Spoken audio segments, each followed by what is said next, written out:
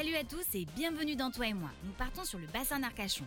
Eva est suédoise. Elle cherche une habitation secondaire sur la côte lorsqu'elle découvre cette maison basque, proche du port austricole d'Audange. Elle fait alors appel à un architecte qui lui propose une démarche originale. On est ici dans ta maison de vacances. Tu avais envie de quoi pour ce projet? En effet, je cherchais longtemps pour un projet de maison secondaire. Je voulais être proche de la mer, de la nature.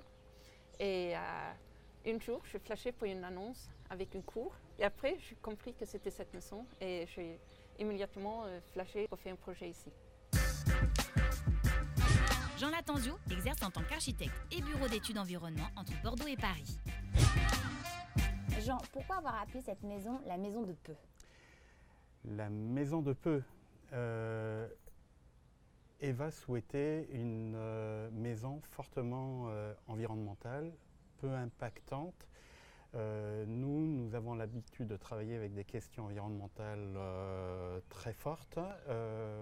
Ça nous a beaucoup inspiré, plutôt que d'avoir une démarche environnementale habituelle. Tout était à peu près présent. On s'est dit, eh bien, ok, on ne jette rien, on recycle, on revalorise l'ensemble au maximum. Donc, peu impactante, avec peu de moyens, peu de matériaux rapportés, sachant que tout ce qui existait, c'est le fruit un petit peu du travail d'il y a un siècle, issu directement du sol. Donc avec un bilan, pour ne pas parler de bilan carbone, analyse de cycle de vie particulièrement favorable. Voilà pourquoi la maison de Peu. Donc là, Jean, nous sommes dans la cour à l'origine du projet. Oui, l'image déclic du maître d'ouvrage, ici même, où on retrouve la chambre qu'on a entièrement recyclée dans l'ouvrage, cet édicule. Ici, les toilettes qui étaient par le passé, il y a plus d'un siècle, les toilettes de l'ensemble de la collectivité, de l'ensemble de l'Erial landais. On se retrouve ici avec une autre chambre qui était destinée à des nièces parties en région parisienne également. Il y avait une chambre de lit. Après la chambre qui a été transformée en cuisine, on va retrouver l'atelier des personnes qui y habitaient, atelier de bricolage, dont on a fait sauter le mur de manière à pouvoir s'ouvrir généreusement sur le jardin. Et puis enfin, le dernier édicule, qui était déjà une salle de bain, qui est restée une salle de bain, mais accommodée au confort d'aujourd'hui. Pour l'ensemble, tout a été éradiqué, étayé, recouvert par un plan horizontal, qui est la terrasse qui couvre l'ensemble, sur près de 80 mètres carrés, sauf le premier volume que l'on a vu, qui est la chambre, qui, elle, émerge sur la terrasse. Clémence, comme tu le remarqueras, tout le long de notre parcours, on a été poursuivi par notre ombre, notre reflet. En fait, ce mur, qui est un mur miroir, on l'a conçu comme cela, c'est l'escamotage de nos baies vitrées.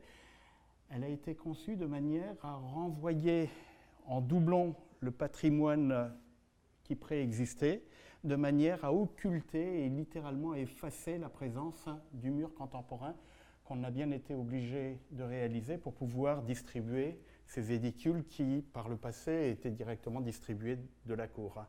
Plusieurs couleurs dans ce projet, d'où vient ce choix?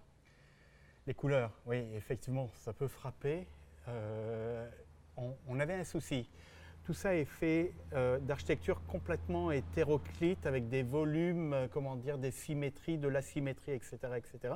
Pour fédérer tout cela, m'est venu présent à l'esprit une toile que j'aime beaucoup de Tiepolo.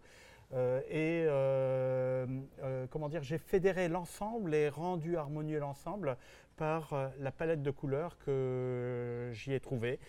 Alors ça n'a pas été simple parce que ce ne sont que des couleurs naturelles. Ça c'est un vert de Véronèse, etc., etc. Tous ces pigments ayant été glanés dans la vallée du Pô, dans la Vénétie. Eva, comment on vit dans cette maison atypique? Après un certain temps, maintenant, on vit très très bien ici. On vit dedans, dehors. C'est ouvert, c'est très convivial. Quand on reçoit des amis, on est très bien là aussi, si on est vraiment plusieurs dans la maison. Dans ce quartier où il y a des maisons très traditionnelles, comment a été perçu ce projet lors de la construction et même aujourd'hui maintenant? Très très bien. Au début, les gens ils ont flashé pour le façade traditionnelle et eu des doutes pendant la construction, qu'est-ce que se passe derrière.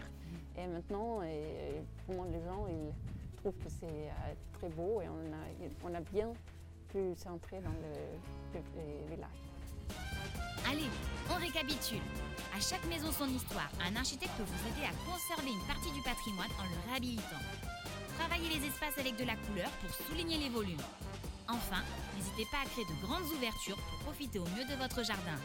Pour plus de renseignements, contactez le 308, le lieu de l'architecture à Bordeaux.